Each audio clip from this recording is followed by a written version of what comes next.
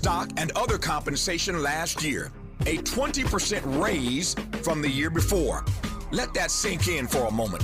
A 20% raise, while families in Altadena are still sifting through the ash. Now, Edison will tell you they cut executive bonuses by 40%. Sounds like accountability, right? Wrong. 6 senior executives lost an estimated $2 million in bonuses.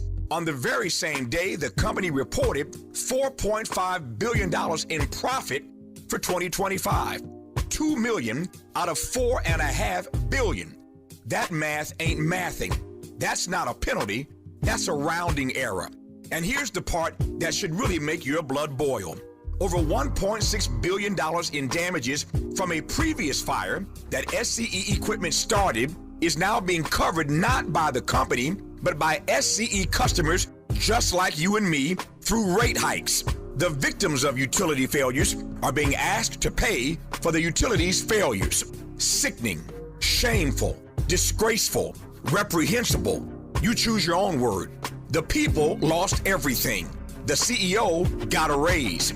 The company posted record profits, and your electricity bill is going up. As you well know, KBLA Talk 1580 has been out front and unapologetic about demanding accountability for SoCal Edison. But this is far from accountability. This is the system working exactly as it was designed, just not for you. With the KBLA Talk 1580 editorial, I'm Tavis Smiley. As always, we welcome your feedback.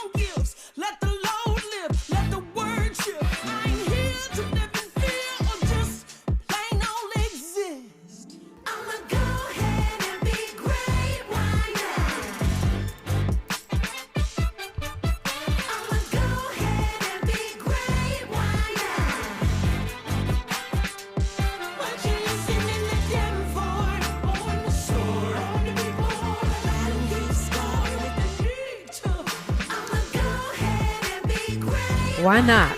KBLA Talk 1580.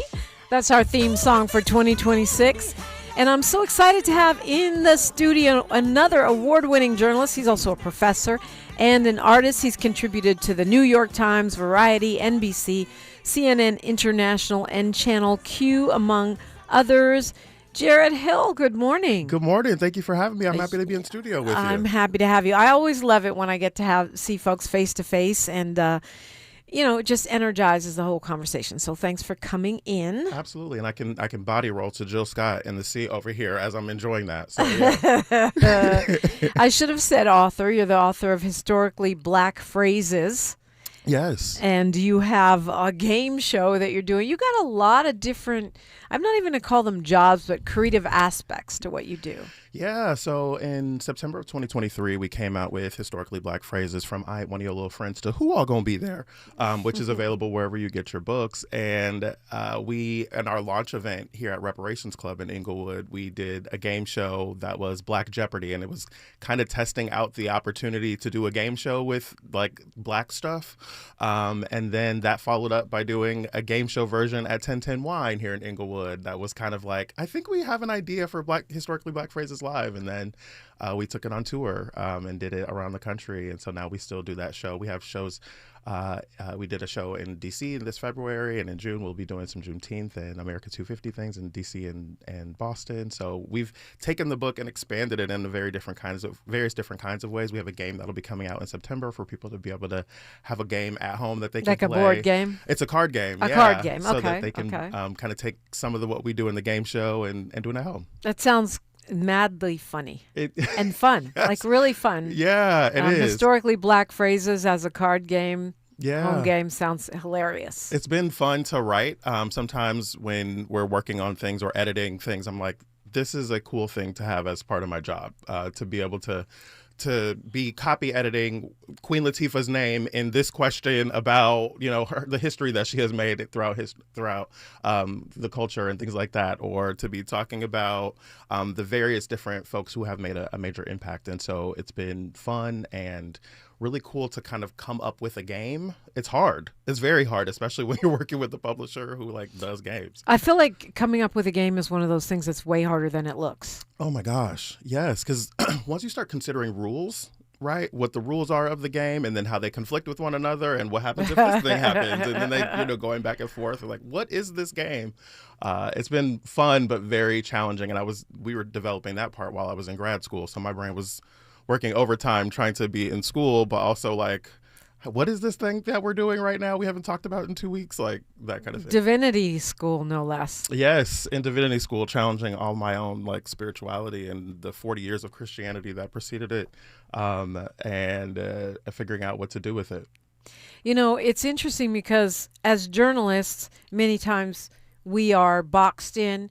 You're only supposed to do this serious kind of thing, and Shar, Joselle, and I were talking about this idea of objectivity, which I don't believe in.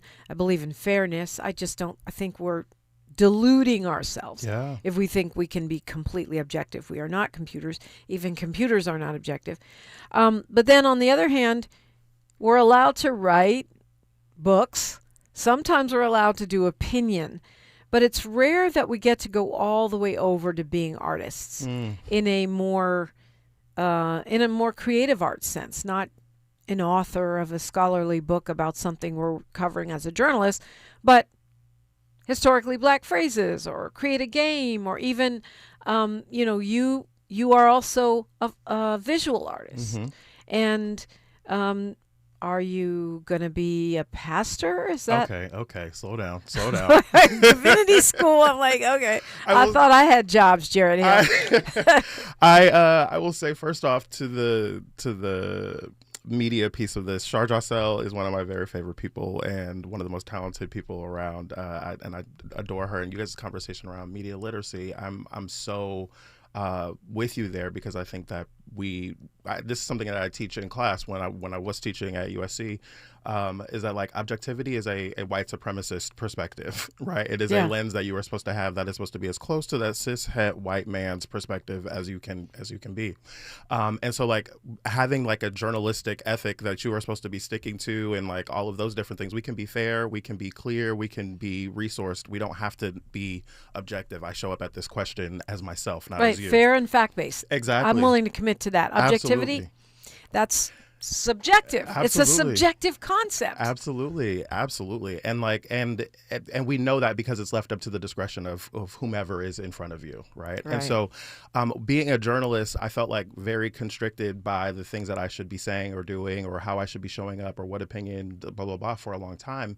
And then after breaking the Melania Trump plagiarism story, I was immediately thrust in as a political journalist, right? I did that in 2016 during the RNC, and it immediately shifted me to being a politically positioned kind of journalist, where it was okay for me to have an opinion.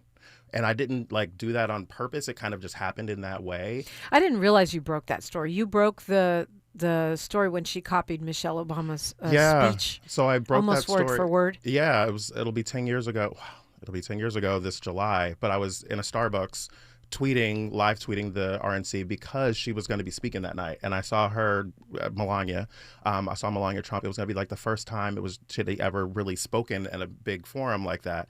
And I saw her on the Today Show that morning with, I think it was Matt Lauer at the time. And she'd said, I wrote it myself with a little bit of help and I'm excited to do it. And like, I can't believe I'm doing an impression. That was not okay. It happens. It was not good. It happens. And there's something about the air in here. I do it. I find myself accidentally doing it all the time. Yeah, but I was watching that night and I was live tweeting and chatting with a friend. And like, I finished the sentence with her out loud. And I was like, whoa, why do I know that? I was like, Michelle Obama clearly said that. And I Googled it and I was like, I know this speech. And I did a series of tweets about it, and that really changed my life because those tweets went viral. I was on 14 interviews between national television and radio and print that next day. But it really asserted me into the political conversation because everyone was talking about this political tweet and how did he know that and all of these different things. And so it made me not have to be an objective journalist in the same way that I would have had to have been. Because people wanted your opinion on it. Exactly. Okay. And so I got to come in as I started working at NBC BLK. I was contributing there, which was like their black vertical at NBC News. I got to contribute at Variety in different kinds of ways as a journalist that was more objective and those different things. But I got to see how I could expand in a little bit of a different kind of way, and I enjoyed that. But then when I was like really burnt out on it, I wanted to go to Divinity School because I was having some me questions about how I showed up, about what I believed. And as a gay man, as a person who has been in church my entire life, I know that being a black, queer, or trans person in church comes with a cost, right? With an ignoring, with a subjugation, with a marginalization. And that's why I went to Divinity School. And as soon as I got in, all of my friends were like, hey, pastor, hey, bishop, hey, right? And I've been like, I've gotten that my whole life, but I've never been interested in that until this last year before Divinity School. I was like, Lord, if that's what you want, fine. Right, cool. And then I went, and I actually don't identify as Christian anymore. And really? So yeah. That's wild. So Divinity School maybe did the opposite of what you thought or what we might assume would happen? I think had I not gone to Divinity School, it would have just taken me longer to not identify as Christian anymore because it wasn't working for me. I've always had a great relationship with God. I've always had a really fraught relationship with church. Right, with church and religion, as a power structure,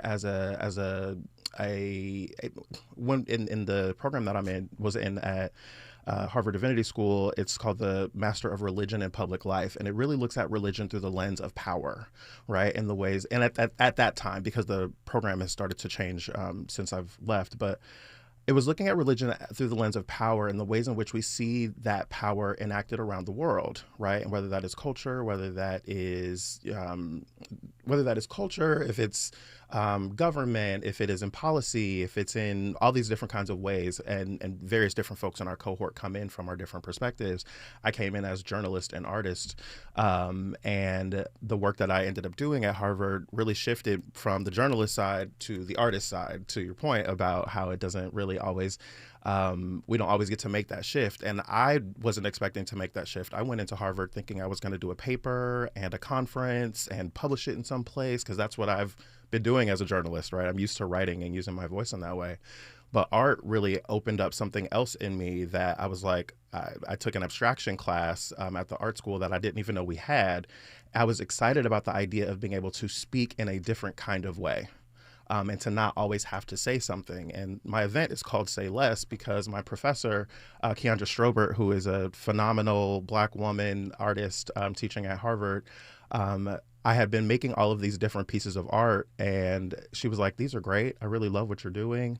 She was like, but everything doesn't have to have content in it. Everything doesn't have to say something. And I was like, that's a very artsy way to read me, right? She was like, everything doesn't have to say so much. And I was like, say less. I don't know if I agree with that, but let's talk more about it when we come forward. Absolutely. That's Jarrett Hill is my guest. You're welcome in at 800-920-1580. It's KBLA Talk 1580. Say the quiet part out loud. KBLA Talk 1580. All the women who independent, throw your hands up at me.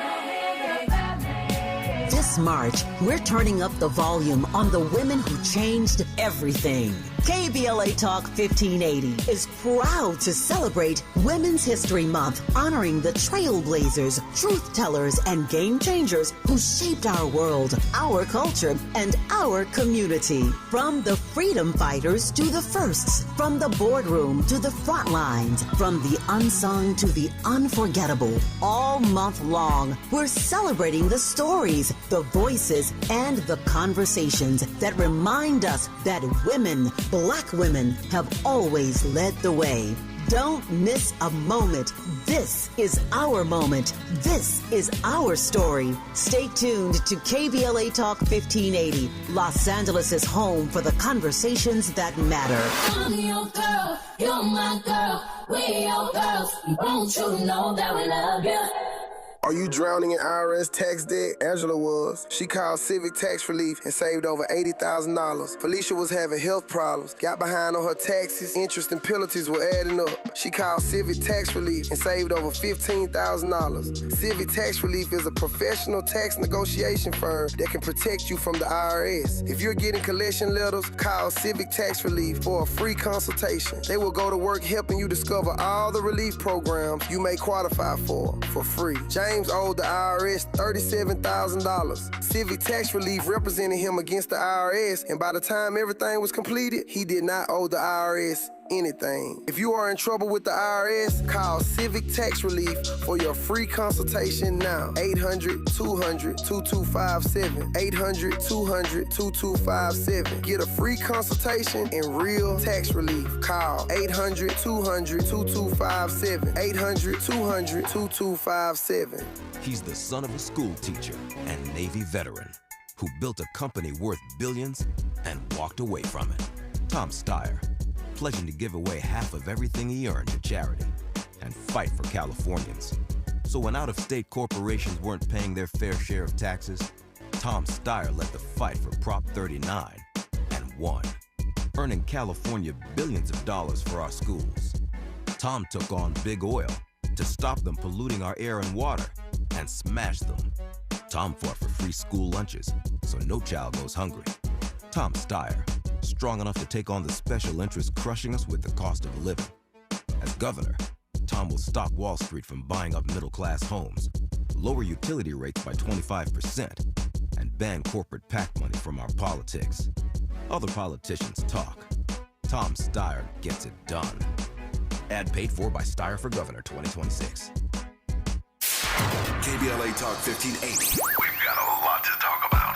KBLA Talk 1580, connecting you with services and solutions. 10 Toes In serves as a mentorship and domestic violence prevention program. They support, educate, and empower couples during and after incarceration. They assist male returning citizens to re-enter society successfully and to help them maintain a healthy relationship with their romantic partner. They offer a mentorship support group for formerly incarcerated men. 10 Toes In teaches its Intimate Relationships 101 curriculum at male prisons throughout the state of California. They host sister support group meetings for women who are intimately involved with incarcerated and formerly incarcerated men. 10 Toes In is a 501c3 nonprofit organization. To access their services or make a donation, please visit them online at 10toesin.org or find them on Facebook or Instagram. They are healing lives through relationships. This is a community call to action from KBLA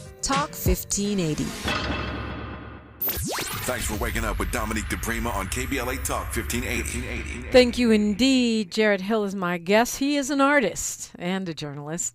And you were just talking about being in an abstraction class, and the professor said, well, maybe everything doesn't have to say something. You've got an event coming up this weekend to which folks are invited, and it's called Say Less. In that spirit, I was raised by, among others, the founder of the Black Arts Movement, Yes. right? Use our art for liberation. Yeah. And I was taught, and I do believe, that everything says something. Absolutely. So we want to be intentional about what we say. So I come from that perspective as well, Right. right? As I came into abstraction, what was interesting to me about going into abstraction was like so like it's not saying anything. Like I was very confused by that as a person who's been a writer and a speaker, and you know what I mean? Like I'm coming in to say something. But she said to me, everything doesn't have to have content, which was a very like paradigm shifting kind of thing for me, because she was saying that if you approach every piece of art as I'm coming in to say this, which is what I was doing, right? The piece that she was responding to was like probably the third week or so of school, and we had been doing collages, and I had been assigned to do a collage. The class had been assigned to do various different collages, and one of the assignments was to do 4 panels on order to chaos. And so I immediately was like, we had just had the election. It was like weeks after the inauguration. Like my brain is on politics. And so I did this collage that was the American flag that was like deteriorating. And for those of you on YouTube, you may be able to see it, but like I did this piece and I called it Great Again. Right. And it was a way to, it was something that came out of me really quickly. Like I saw it very clearly. I came in during my out of class studio hours and like built it and made it. And it happened so fast and came out of me so easily that I didn't trust it. Right. I was like, I don't know. This happened too easily. And I got really, really great feedback. And it always gets such a strong reaction from the folks who get what they're seeing. And so when she came and was doing the critique, she was saying like, this is really wonderful. This was the morning after Kendrick Lamar's halftime show, which we had all seen and felt, right? And she was like, this would go really dynamically in that kind of show. She was like, but in an abstraction class, we don't always have to be saying something. We don't always have to approach the thing with a mission to say a thing. She was like, sometimes the piece can show you what it is. So everything doesn't have to have content. Everything doesn't have to say something. And so my thought was, say less, right? And like I loved the double entendre of that as a person who wrote historically Black phrases with Tre'vell Anderson. I was like, oh, okay, say less. Like just kind of come in with color, or come in with a brushstroke, or come in with whatever the medium is, and like let it begin to show you what it is. And my abstracts, I call all of them say less, because the abstracts that I've been painting have really been able to say something more to me. And so you actually used some language that I'm using as well. So this event is called Say Less, but the follow-up to that event is Say Something, right? So Say Less, Say Something, and Say More is the series of events that I'm developing. Nice. Yeah, because I think that we can let art say something to us, but then we can also use art to be able to say something.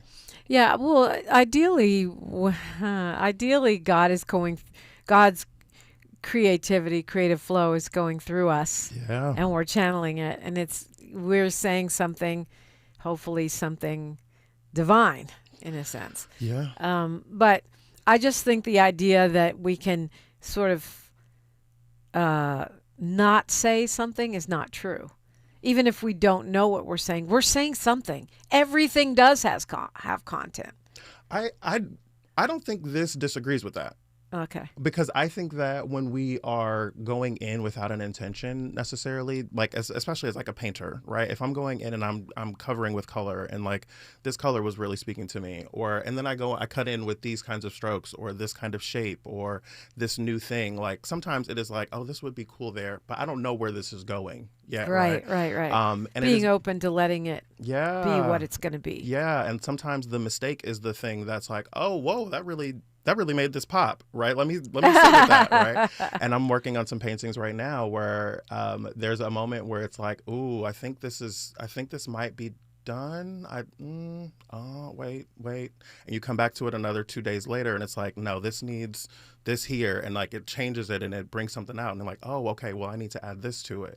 And so I've really enjoyed that, because I am used to coming to a story, or coming to an article, or coming to a scholarly piece or something with like, I'm coming here to say that sin is a construct. I'm coming here to say, which I know we've talked about it and disagreed about. I'm coming here to say that, church is no place to ask questions of Christianity. I'm coming here to say Donald Trump is a liar. I'm coming here. But then it's been interesting to come into a piece of work and say like, let me let this show me what it is, or what it wants to be, or what it can be. Yeah. Okay. That makes sense. Jarrett Hill's Say Less, a paint and sip and story event, is at 1010 Wine and Events on Saturday. Yeah. Day after tomorrow at 2 p.m. You can get tickets at jarretthill.com, JARRETT. Hill. That sounds like so much fun.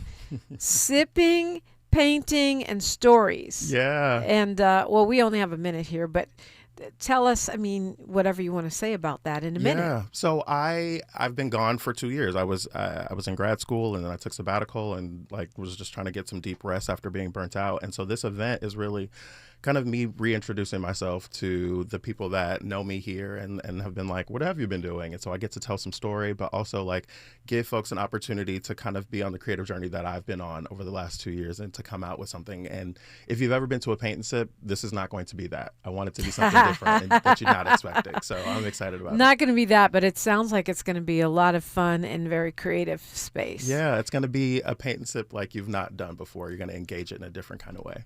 I do think, well, we only have 11 seconds, so we'll talk about it after news, traffic, and sports. News, traffic, and sports, of course, and we'll continue our conversation with Jarrett Hill, journalist, artist, and Divinity School graduate. All that straight ahead on KBLA Talk 1580. She's reclaiming her time on KBLA Talk 1580. More First Things First with Dominique DePrima when we come forward. I'm Bree Wood with BIN News Now. Black Cook County Board President Tony Preckwinkle is staying put, winning the Democratic primary over Alderman Brendan Riley in Illinois. We're going to make sure that county government delivers for its residents every day in every community for everyone who calls this place home. With no Republican running, she's poised for a 5th term in November. A 67-year-old New Hampshire woman, Diane Durgan, is facing a civil rights lawsuit after shooting at a black man who accidentally drove onto her property. She allegedly threatened him using a racial slur and admitted in a 911 call she fired because he's black. No criminal charges have been filed. And Shaquille O'Neal is covering the funeral cost for 12-year-old Jada West, who died after a fight near her Georgia bus stop. O'Neal is partnering with local sheriffs to support the family, saying no parent should ever have to bury their child. Get BIN News Now on demand 24/7 on the iHeartRadio app. For nearly 50 years, OPL Law has changed lives, restored futures, and delivered justice. When your world turns upside down after an accident, reputation and success matter. We're real people who fight for real people. OPLLaw.com. This is the KBLA Sports Minute with Ray Richardson. The Lakers are looking more and more like a serious contender in the Western Conference. They won their 7th straight game Wednesday night, a 124-116 win in Houston. 40 points, 9 rebounds, and 10 assists for Luka Doncic, 30 points for LeBron. LeBron made 13 of 14 shots. It was not a good night for the Clippers in New Orleans. The Clippers lost their 3rd straight game. New Orleans pulled away for a 124-109 victory. The Clippers are below 500 again at 34-35. For the first time in the history of the NCAA men's basketball tournament, 3 HBCU teams are competing in the first round: Tennessee State, Howard, and Prairie View A&M. Prairie View became the 3rd team Wednesday night when they beat Lehigh 67-55 in the play-in round. Before this year, 2 HBCU teams was the highest number that qualified in previous NCAA men's tournaments. No debates, no speculation, just the info you need. That's your KBLA Sports Minute. I'm Ray Richardson on KBLA Talk 1580. Heading out of town this spring? Metro makes getting to LAX easier than ever. Just take the C or K train lines to the new LAX Metro Transit Center. Then catch a free shuttle straight to your terminal. Easy, affordable, stress-free. Travel smart. Go Metro. Oh my God! Injured in an accident? Insurance not paying what you deserve? The Law Office of Hamlin will get you paid. Call 424-266-9175. That's 424-266-9175. The Law Office of Hamlin, your legal vibe for the culture. Hey guys, do you want male performance in the bedroom and do you want it now? Get it in 47 seconds or less. For the first time, you can have instant male enhancement. Introducing Nox 47, the topical male enhancement that works in 47 seconds or less. Satisfaction guaranteed. Finally, after years of scientific research, our proprietary formula will allow you to perform in the bedroom like never before. Just imagine that little blue pill on steroids. No reason to settle and wait when you can get instant performance now. Forget about pills and potions that make you wait hours or up to 30 days to work. That's yesterday's news. Nox 47 is brand new. the hottest thing for men. And you don't need a prescription. Call now and get your free supply for a limited time. To find out how to get Knox 47 for free, call now. 800-677-1453. That's 800-677-1453. Free bottles for limited time. Call 800-677-1453. That's 800-677-1453. KBLA Talk 1580. We've got a lot to talk about. KBLA Talk 1580, connecting you with services and solutions. 10 Toes In serves as a mentorship and domestic violence prevention program. They support, educate, and empower couples during and after incarceration. They assist male returning citizens to re-enter society successfully and to help them maintain a healthy relationship with their romantic partner. They offer a mentorship support group for formerly incarcerated men. 10 Toes In teaches its Intimate Relationships 101 curriculum at male prisons throughout the state of California. They host sister support group meetings for women who are intimately involved with incarcerated and formerly incarcerated men. 10 Toes In is a 501c3 nonprofit organization. To access their services or make a donation, please visit them online at 10toesin.org or find them on Facebook or Instagram. They are healing lives through relationships. This is a community call to action from KBLA Talk 1580. Hi, I'm Dominique DePrima, KBLA Talk 1580 host and African Focus Incorporated cultural ambassador. You probably know by now that every year our two organizations team up to lead a trip to the motherland. This June will be our 8th African Focus Trailblazers Tour, and it's not too late to join us. But if you've been thinking of going with us, now is the time to sign on before prices go up. Our current deadline is March 20th. Join us as we travel to a country widely considered one of Africa's most underrated destinations, Zambia, home to the towering Victoria Falls and the bustling capital city, Lusaka. Enjoy a visit to Botswana, known for its pristine natural beauty and stunning southern African wildlife. We travel in comfort with luxury accommodations, a variety of fun activities, and delicious dining. We do service with charitable work at a school and an orphanage, and we expand our horizons with cultural and historical excursions. To sign up now before our March 20th deadline, please call African Focus Incorporated at 310-676-7300. That's 310-676-7300. Or check out africanfocus.org. Whether it's in the community or traveling the globe, we move as family. African Focus and KBLA Talk 1580. Let's go.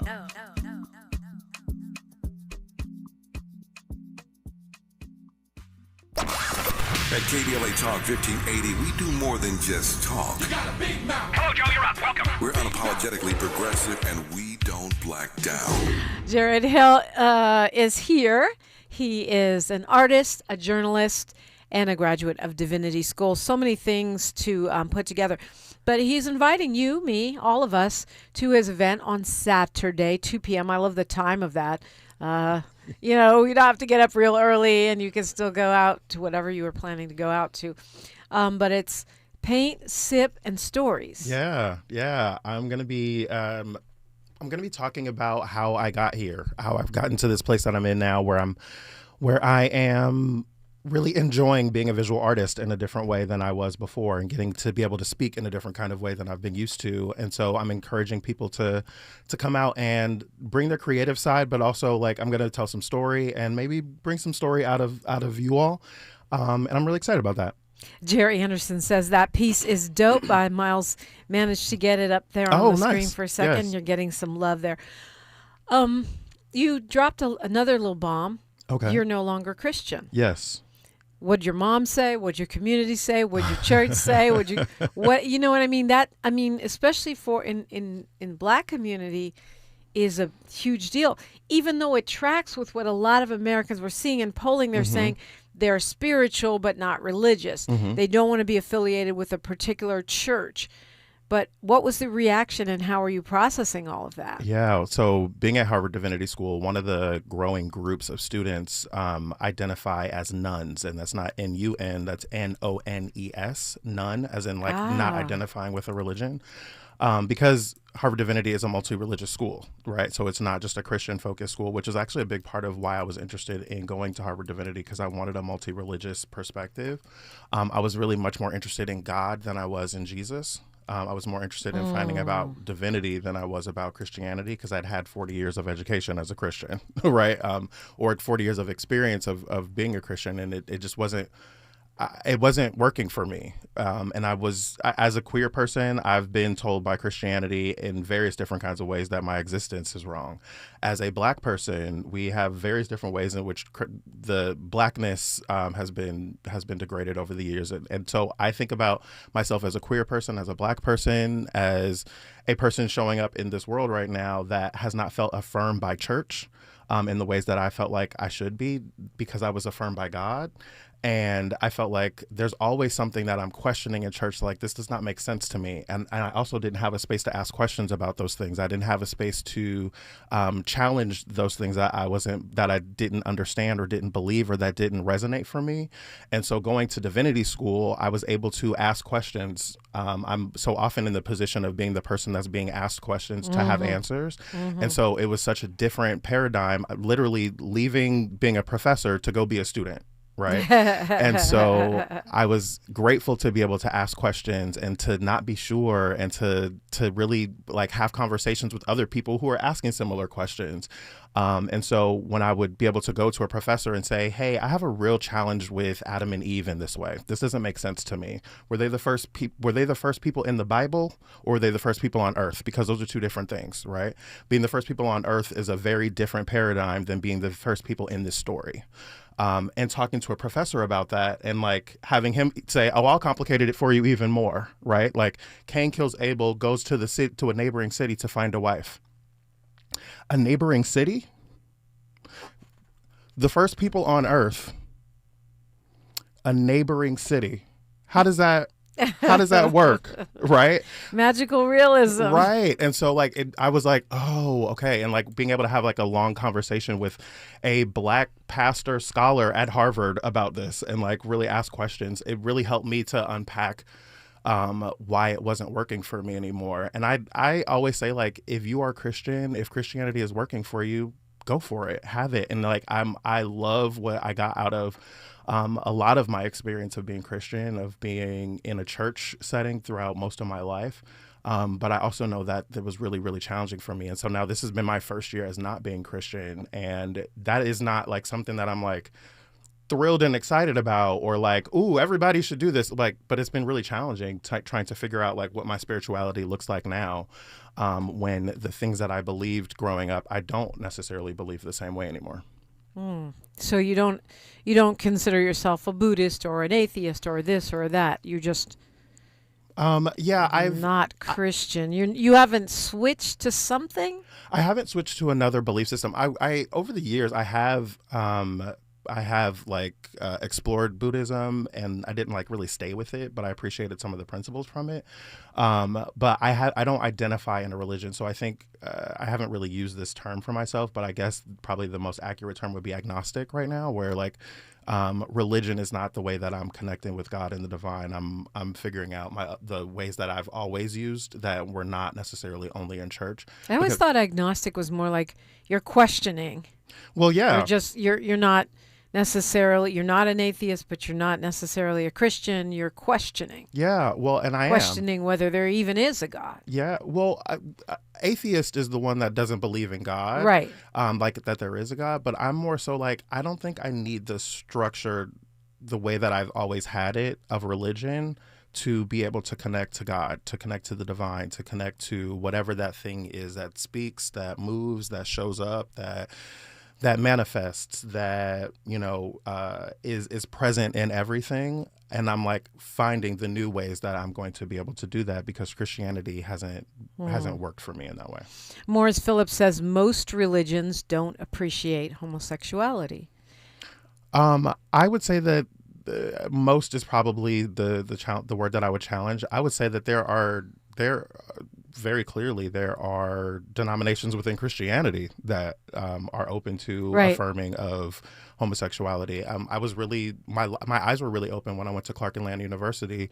I was there only for a year, which we can get into that trauma of why I wasn't there longer. But I was there, and it was the first time I met like Black queer Episcopal priests, right? And I was like, now how does that work, right? Because I was 20, I was in my first year of being out, and like very, very deeply Christian, and believing that God did not affirm me or did not like me because I was gay. And I was like, you're Christian, you're a monk, you're gay, and you're out, and like that's okay. And that is my friend Ashton Reynolds. It's his birthday today, in Atlanta. He lives in Atlanta. Birthday, Ashton. Yeah, and like that was eye-opening to me to be able to go into a Christian context where there are gay people who are out and are up on stage in in the robes attire and all that. Yeah, 1000%. It was very eye-opening to me. Yeah, that is true, and even within other traditions, I also think you got to look at the long view historically, because I would argue that some of the anti-LGBTQ plus rhetoric, and even some of the misogynist rhetoric that we see inside of modern iterations of some of these traditions, is actually not present in the genesis of those traditions. So I think you got to look back. It's like we hear, we talk about how there's all these different translations of the Bible, and none of us read it in the original language. And so we have to then sort out what is an invention and what is the original intention or text. Well, and I mean, if we talk about homosexuality, there's a great documentary and podcast, I believe it's called 1945 or 1946, that talks about like when the word homosexuality was introduced into the Bible, and it was less than 100 years ago, and the ways that change reverberated throughout history now, and the ways that we can see it in policy, the ways that we can see how it's reshaped Christianity, the way that we can see various other kinds of implications, because when that Bible was written, the word homosexuality was introduced, and then a scholar came back and said to the writers of this translation, hey, you guys use this word here that is not accurate for what you guys are translating. And they came back years later and said, oh, you're actually right, and we'll fix it. But other Bibles have been written based on this Bible's translation in 1945. When we think about, I believe it was the NKJV version. And so it's like, okay, so these words can get just changed by a council of people. And one of the things that has always been really challenging for me with Christianity and like the Bible particularly, do you remember when we would see those images of the reproductive rights panels in Congress? Yes. What did they look like? They look like men. They were all old white men. Oftentimes, like, we would not see any woman in the picture at all. Right. And I think about that in terms of the Bible. I think about, like, the Bible is written by all men. It's edited by all men. It is correlated by all men. It is, put together in various different kinds of ways by all men. I was like, God ain't said nothing to a woman. God didn't ask a woman to write anything down. God didn't have any perspective that could come through the voice of a woman. We're always the ones writing stuff down. You know what I mean? Like, you know what I'm saying? And I was like, it's just odd to me that this Bible came together with no voice of a woman, but women did end up finding themselves subjugated in this. Interesting. I wonder how that comes together, right? And I think about reproductive rights panels and like the ways in which you hear women talk about how they've been subjugated by the law, and when we're seeing things changing even now, as we see Dobbs overturning Roe, as we see women's rights being diminished in various different places. I'm like, this is something that I think about with Christianity as well. Like, well, it's interesting that the people who don't have any say are the people who get marginalized, who get subjugated, who are denigrated. And so that was a challenge for me, because I was like, I've grown up with a single mom in a church with powerful women that were always like tier 3. Right? Like, they're very rarely ever going to see women in the pulpit. You're very rarely going to see women outside of singing or doing announcements or leading ushers and things like that. And I was just like, I don't understand this dynamic. And so, like, that was one of the things that was really, really challenging for me as well. Yeah. Well, there's some pretty interesting conversation about this going on YouTube. I bet. KBLA Talk 1580 in the chat. Prester John says, not well known, but pre-colonial African traditional religions often showed diversity, inclusion, and fluidity regarding sexuality and gender. That's part of what I was referencing when I speak on the modern iterations versus the original text or practice.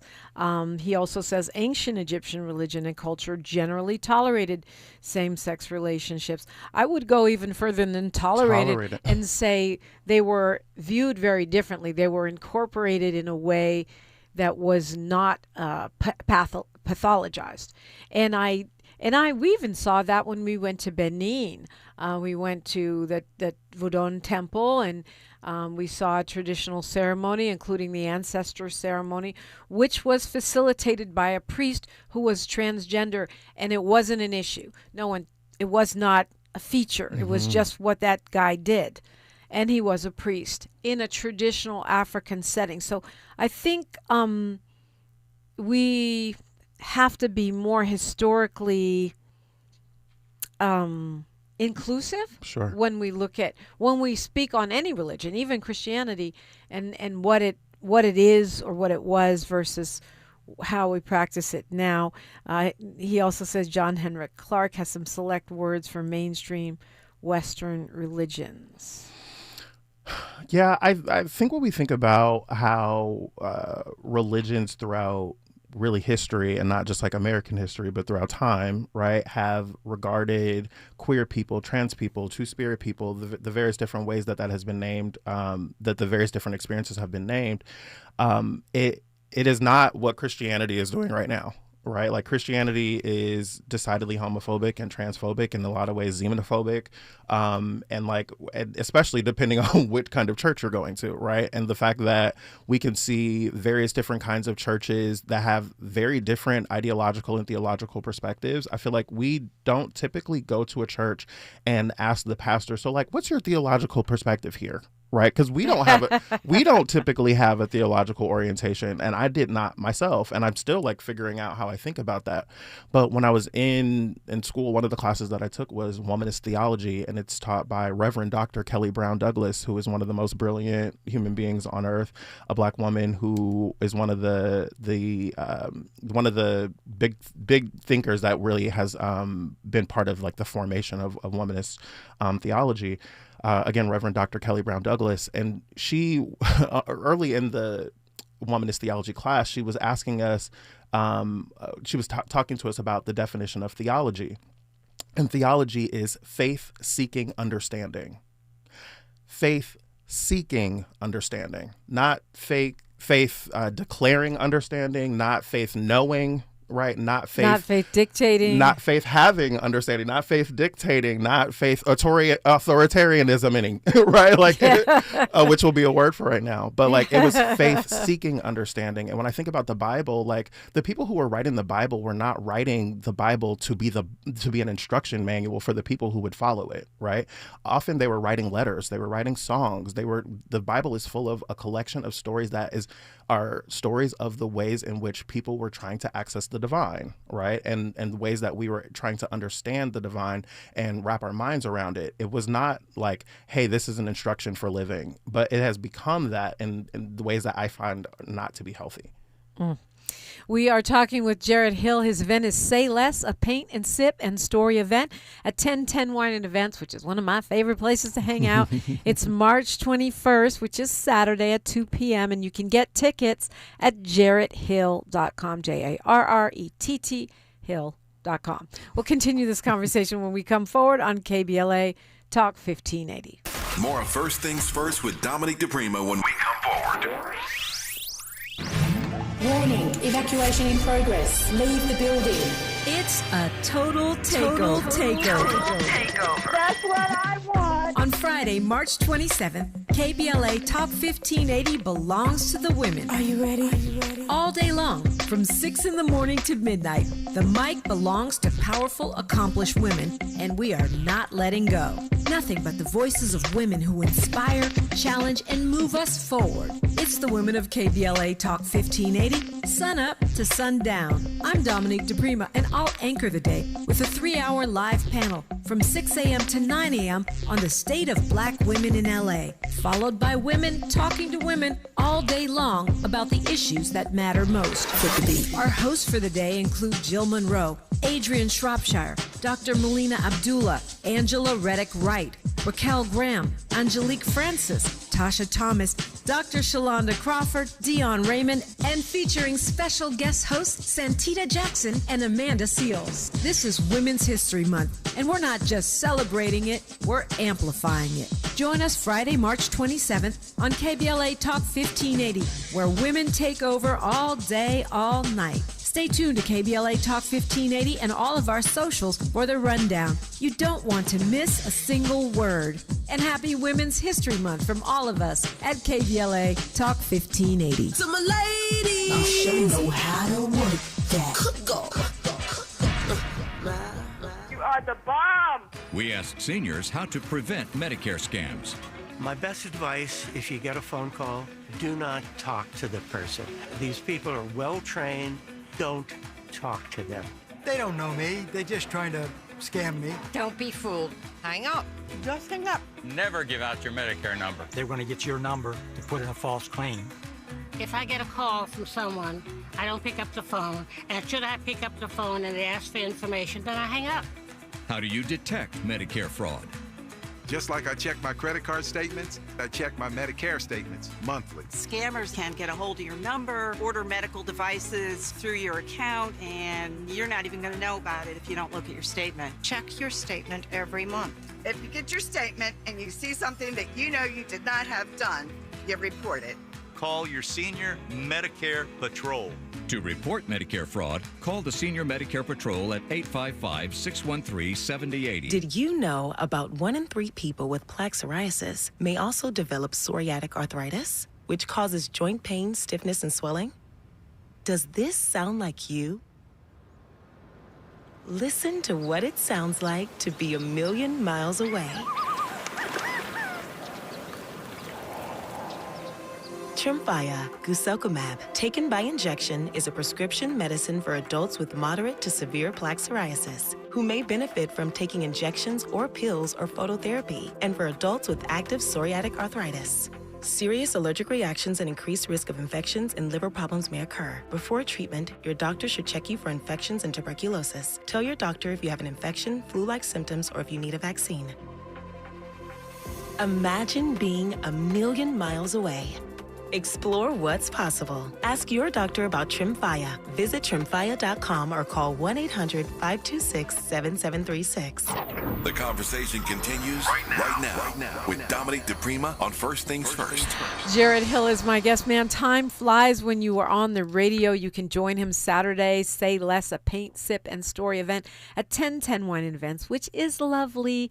It's Saturday at 2. Go to jarretthill.com. So we're going to squeeze this in because I said we were going to talk about it. I keep saying we need a new black arts movement like the one my dad launched, you know, to use our art for liberation, for healing. And we were talking off the air about how, I mean, you're doing your part, right? About how we also have to feed ourselves with art right now. It's kind of the antidote to the devilish things that are happening in Washington. Yeah. So after I graduated, my best friend had taken sabbatical the year before, and I was like, I don't even know what that really means, but like, I need more than like a weekend off. You know what I mean? And like I had left the different roles that I had at the end of 2023, and I was like, I don't know how I'm going to be able to take a sabbatical, but that sounds like something I need to do. And so I got into grad school, and I was like, I guess I'm not going to be taking any time off, but I got to go on sabbatical after I graduated. And while I was on break, I was like, oh, am I going to have any more art come out of me? Like I had so much fun in art school, and while I was in Portugal for 2 months, I had some friends there that had an apartment that was sitting empty, and they told me I could go stay in it. And I was like, yes, I'm on the way. And like within a couple of weeks of just like having some downtime, like I had a dream about greeting cards and like about painting and drawing. So like I started painting and drawing, and I brought you a gift. This was one of the early things that I started doing was I wanted to make greeting cards and envelopes, just things I could fold and make. And then I started painting the thing that I was folding first. And it became, for those of you that are on YouTube, you'll be able to see, but like they are these hand painted cards that are it's beautiful. They unfold and they open up to be a painting that you can use, or you can keep it as a card or a gift that like stands up on your shelf or something like that will just kind of be a piece of art for you. And so inside it has a gift, like a greeting card. And like, this was something I just kind of started doing. Like I started painting and like was really enjoying it. And it really started to be something that I started to give as gifts to the community I started to form in Portugal before I left.